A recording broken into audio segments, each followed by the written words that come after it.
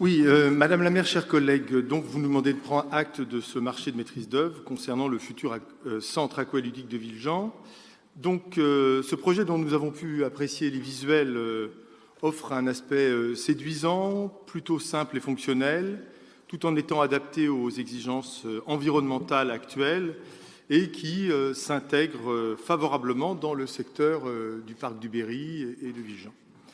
Donc, ceci dit, tout projet ambitieux a son coût, et celui-ci tout particulièrement, puisque l'enveloppe financière est estimée à ce jour à 24 millions TTC, dont 17,4 millions pour la maîtrise d'œuvre.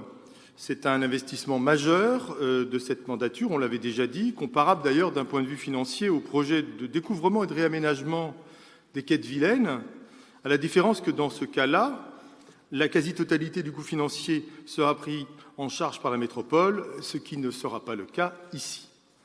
Mais nous devons rester vigilants, car ce type de projet se traduit fréquemment par de larges dépassements de budget. Et cela est d'autant plus plausible que le contexte actuel de hausse des prix, des matières premières et de flambée inflationniste est susceptible de durer et donc d'impacter la construction de ce futur équipement public. Par ailleurs, la bonne marche d'une piscine dépend du personnel qui en assure le fonctionnement quotidien.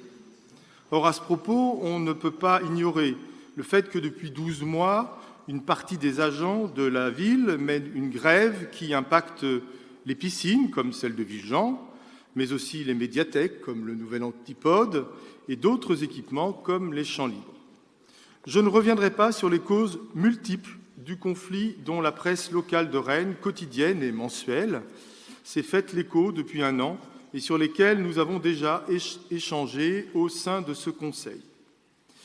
Mais même s'il est vrai que la négociation sociale, même musclée, fait partie intégrante des rapports d'une collectivité avec son personnel, nous aimerions savoir si ce conflit, d'une durée sans précédent dans cette ville, touche à sa fin ou pas. Car depuis des mois, ce sont les Rennaises et les Rennais qui en subissent les conséquences néfastes.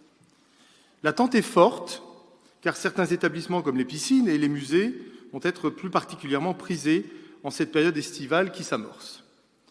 Et puisque l'actualité récente évoque les modes vestimentaires autorisés dans les piscines municipales de Rennes, pouvez-vous nous rappeler votre position à ce sujet ? Merci de vos réponses sur tous ces points.